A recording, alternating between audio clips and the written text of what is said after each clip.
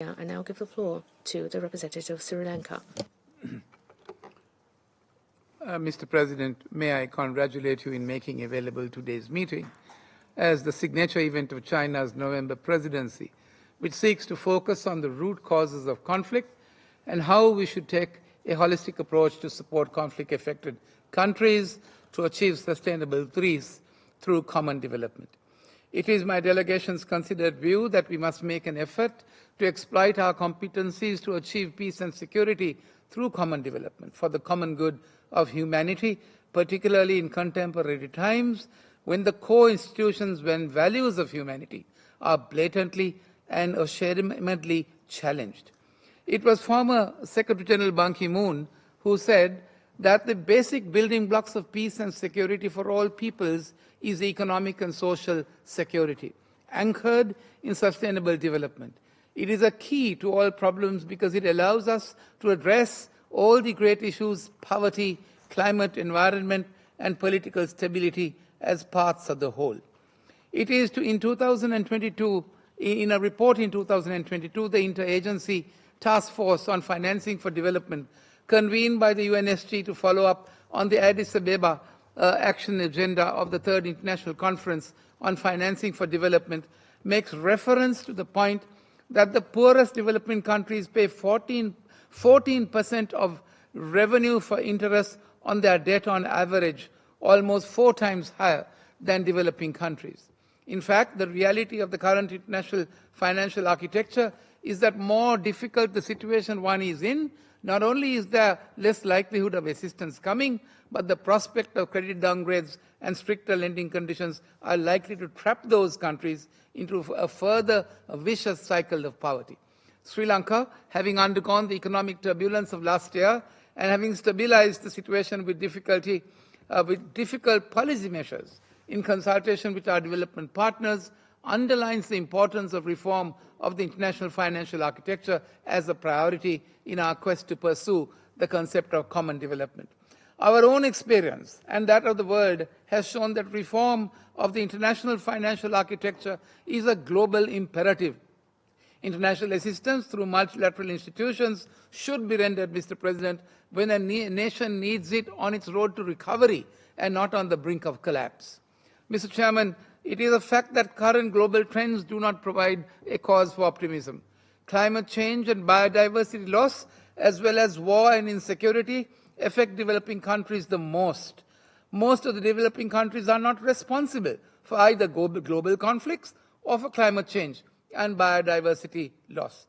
Mr. President, development and sustaining peace requires understanding of the root causes of conflict and insecurity.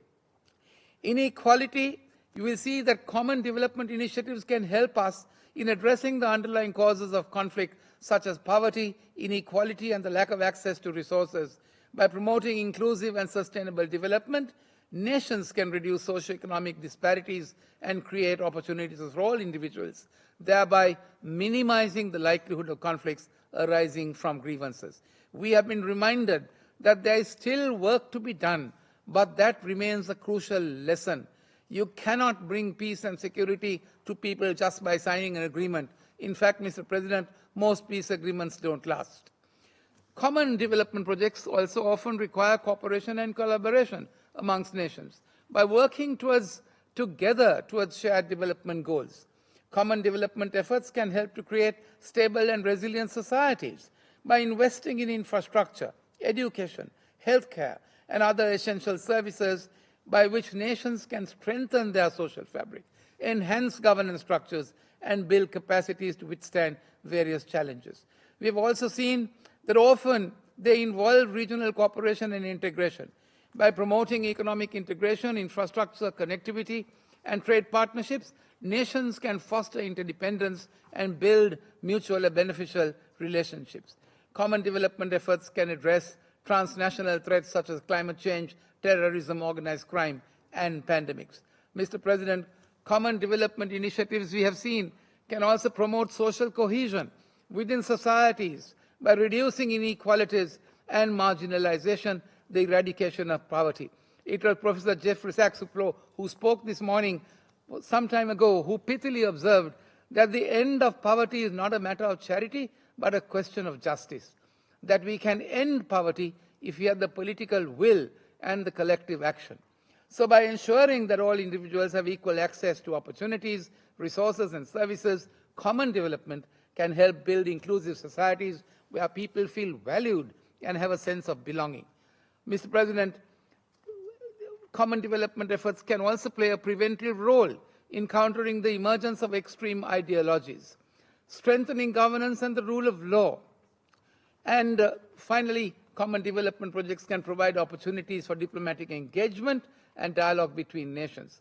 Collaborative efforts in areas such as infrastructure development, trade, and cultural exchange can create platforms, I say, for diplomatic interactions and build bridges between countries. Often, common development prioritizes the empowerment of local communities, and that's an experience we have had. By involving communities in decision-making processes, ensuring their participation and promoting their economic and social well-being. Mr. Chairman, permit me to conclude by reminding ourselves of the words of Haile Selassie, who said that we should not lose sight of the Charter of the United Nations, which expresses the noblest aspirations of man, and that is the abjuration of force in the settlement of disputes between states, the assurance of human rights and fundamental freedoms for all without distinction as to race, sex, language, or religion, the safeguarding of international peace and security. Let us realize that significant inequalities and divides, especially in economies and technologies, when allowed to perpetuate, will not create a conducive atmosphere for peace and security or the protection of human rights. These divides, Mr. President, can only be bridges when we realize that the planet itself is an integrated whole and common development is common to everyone. This cannot be a zero-sum game, as someone said. Let us regain our moral compass, I say, which seems to have deserted us right at the moment. Thank you, Mr. President. I thank the representative of Sri Lanka.